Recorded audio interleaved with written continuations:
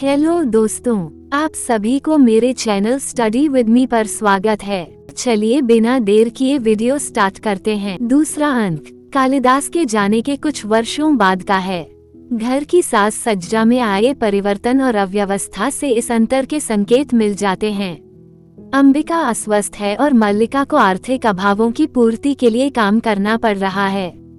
कालिदास को उज्जैन गए हुए कुछ साल और बीत गए हैं। कालिदास कभी लौटकर अपने गांव या मल्लिका के पास नहीं आए, न ही उन्होंने उसकी कोई खबर ली। मल्लिका और निक्षेप के बातचीत से यह पता चलता है कि वह आज भी कालिदास से उसी प्रकार जुड़ी है। उसके हृदय में उनके लिए अभी भी वही निर्मल प्रेम था। मल्लिका पैसे जुटा कर राजधानी से आने जाने वाले व्यवसायियों को अनुरोध करके उनकी रची हुए ग्रंथों को खरीदती है और उनको अपने हृदय से लगाकर पढ़ती है।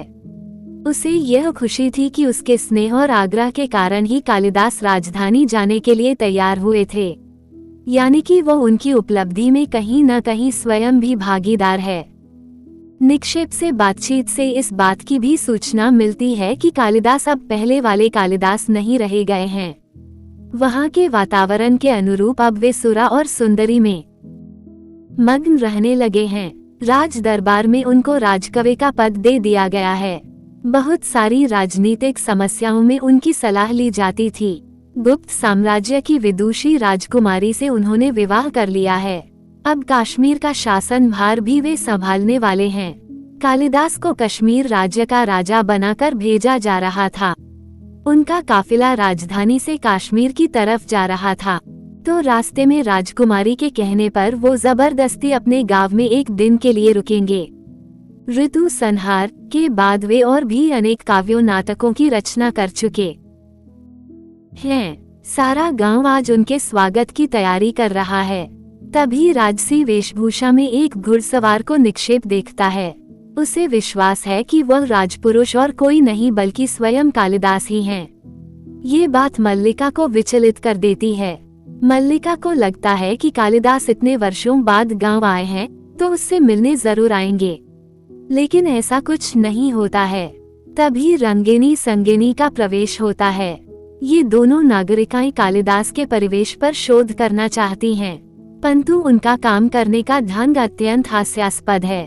वे मल्लिका से उस प्रदेश की वनस्पतियों, पशु पक्षियों, दैनिक जीवन में उपयोग में आने वाली अन्य वस्तुओं के विषय में प्रश्न करती हैं, परंतु कुछ भी असाधारण न दिखाई देने से निराश होकर लौट जाती हैं। उनके जाते ही अनुस्वार और अनुनासिक नामक दो राज कर्मचारी आते हैं। कालिदास की पत्नी राजपुत्री प्रियंगुमंजरी के आगमन की तैयारी में वे मल्लिका के घर की व्यवस्था में कुछ ऐसा परिवर्तन करना चाहते हैं जो राजकुमारी के गौरव के अनुरूप हो और सुविधाजनक भी हो, परंतु वास्तव में वे व्यवस्था परिवर्तन का नाटक भर करते हैं और बिना कोई बदलाव किए वहां से चले जाते हैं। फिर मातुल के साथ प्रियंगुमंजरी का आगमन होता है। वह जानती है कि मल्लिका कालिदास की प्रेयसी है और कालिदास के मन में उसके लिए अथाह स्नेह और सम्मान है। उसे मालूम है कि कालिदास की समस्त रचनाओं की प्रेरणा स्रोत मल्लिका और ये परिवेश ही है। अपनी स्त्री सुलभ जिज्ञासा और ईर्ष्या के कारण मल्लिका को देखने का लोभ उसे इस प्रदेश में ले आई है। उसे आश्चर्य होता है कि राजधानी से इतनी दूर होने पर भी मल्लिका ने कालिदास की सभी रचनाएं प्राप्त कर पढ़ ली है। अब कालिदास को मातृगुप्त के नाम से जाना जाता है, यानी कि मल्लिका का कालिदास संबोधन उसे आपत्तिजनक लगता है।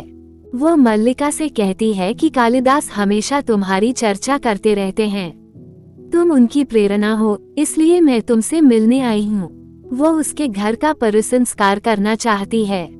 उसकी इच्छा है कि मल्लिका किसी राजकर्मचारी से विवाह कर ले एवं उसके साथ कश्मीर चले, उसकी संगिनी बनकर रहे। वो यहाँ की वनस्पतियों, पत्थरों, कुछ पशु पक्षियों और कुछ गरीब बच्चों को अपने साथ ले जाना चाहती है, जिससे कालिदास को राजसुख में रहते हुए भी कभी अपने परिवेश का वियोग न खटके। लेकिन मल्लिका अपने घर के परिसंस्कार और विवाह के प्रस्ताव को अस्वीकार कर देती है। अंत में प्रियंगुमंजरी हतप्रभ सी होकर वहां से चली जाती है। उसके जाने के बाद विलोम वहां पर आता है। ये सारे घटनाचक्र से वह भी परिचित है। वो इस आशा से वहां आता है कि कालिदास यदि वहां आए तो वो उसकी वास्तविकता, उसके व्यक्तित्व में आए परिवर्तन को सबके सम्मुख उजागर कर देगा। यद्यपि वह ये भी जानता है कि कालिदास वहां नहीं आएगा। कालिदास के मल्लिका से बिना मिले चले जाने से अंबिका और विलोम दोनों की आशंकाएं सत्य सिद्ध होती हैं। विलोम मल्लिका को ताना मारकर चल जाता है कि देख लिया अपने प्रेम का नतीजा, कालिदास तुम्हें अपना नौकर बनाने के लिए अपनी पत्नी को भेजा था। Thanks for watching.